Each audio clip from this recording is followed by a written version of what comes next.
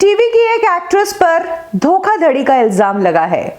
कौन एक्ट्रेस है ये और कितने रुपए की धोखाधड़ी का इल्जाम लगा है, ये जानकर आपको भी आश्चर्य हो जाएगा और फिर लगेगा कि क्या वाकई में ये इस इंडस्ट्री की सच्चाई है। इतने से पैसों के लिए कोई किसी को धोखा दे देता है और किसी को मरने की स्थिति में छोड़ देता है।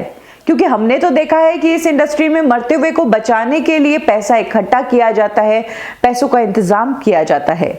लेकिन आज जो स्टोरी मैं आपको बताने जा रही हूँ वो तो बिल्कुल ही उल्टी है। एक टीवी की पॉपुलर एक्ट्रेस जो काफी टॉप के सीरियल्स का हिस्सा रह चुकी है, बहुत अच्छी एक्ट्रेस है, अच्छी पर्सनैलिटी के रूप में जानी जाती है।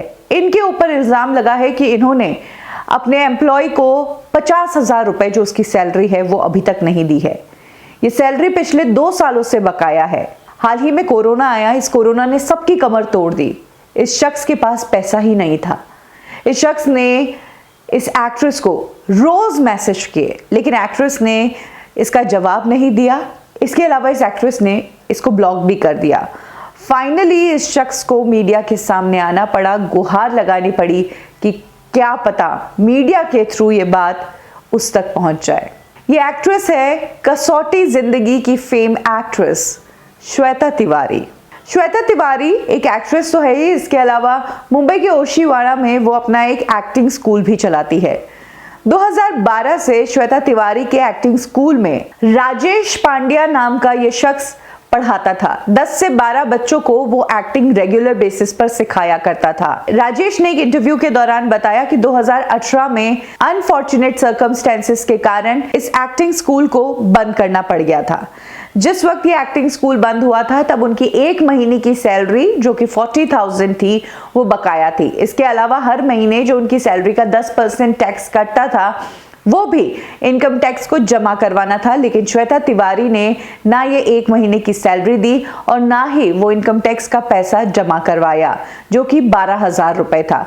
कुल मिलाकर ये शख्स पिछले 2 सालों से श्वेता तिवारी से 50,000 रुपए मांग रहा था, लेकिन आज दिन तक श्वेता तिवारी ने ये पैसा इस शख्स को नहीं दिया है। इसका सबूत भी इस शख्स ने शेयर किया है। राजेश ने श्वेता तिवारी को किए गए तमाम व्हाट्सएप मैसेजेस शेयर किए हैं, जिसमें उन्होंने हमेशा भीख मांगी है अपने ही पैसों की, अपनी ही सैलरी की, लेकिन श्वेता तिवारी की तरफ से कोई जवाब नहीं आया।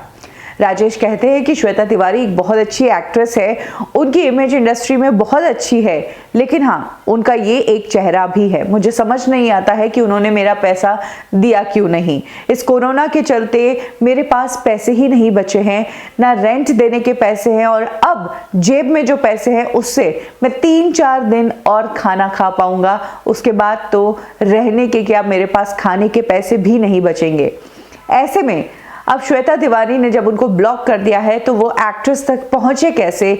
इसीलिए राजेश पांड्या ने मीडिया की मदद ली है और उन्होंने मीडिया में आकर पूरी बात का खुलासा किया है कि किस तरह से अपनी बची हुई सैलरी वो पिछले कई महीनों से श्वेता तिवारी से मांग रहे हैं, लेकिन उन्हें ये अमाउंट अभी तक नहीं दिया है। बहुत दोहरा चेहरा इस इंडस्ट्री का देखने को मिला है। कई बार ज्यादातर हमने यही बातें सुनी है कि किस तरह से एक एक्टर की मदद के लिए सभी लोग इकट्ठे हुए, पैसा इकट्ठा करके इलाज करवाया या गरीबी में मदद की, ये खबरें हमने सुनी हैं। लेकिन ये खबरें कम ही सुनने को मिलती है कि किसी का पैसा खा लिया, खाने तक के पैसे नहीं, और अभी तक उसको अपने पैसे नहीं दिए गए हैं। इसके पीछे कारण यह है कि जब मदद की जाती है, जब पैसा इकट्ठा किया जाता है तो बात होती है, एक खबर बनती है, और खबर बनती है तो वो खबर मीडिया में आती है। वहीं अकेला इंसान कितना परेशान हो रहा है और उसके पैसे नहीं मिल रहे हैं, तो ऐसे में वो किसके पास जाए।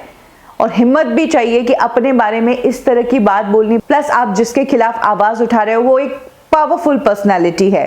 लेकिन अब समय बदल गया है, अब लोगों को समझ में आ गया है कि बोलोगे नहीं तो ऐसे ही बर्बाद होगे। इसीलिए इन दिनों इंडस्ट्री को लेकर काफी ऐसे खुलासे सामने आए हैं जो अब तक हमने नहीं सुने थे। अब तक हमने अच्छा रूप ही देखा था, लेकिन हाँ अब जो रूप देख रहे हैं उससे ये लग रहा है कि ये इंडस्ट्री भी बाकी दूसरी इंडस्ट्रीज से कम नहीं है पॉलिटिक्स के मामले में। क्या कहना है आपका इस पूरे मामले में? एक इतनी बड़ी एक्ट्रेस, एक आम आदमी और उसका 50,000 रुपया, कौन सही कौन गलत? कमेंट सेक्शन में जरूर शेयर कीजिए।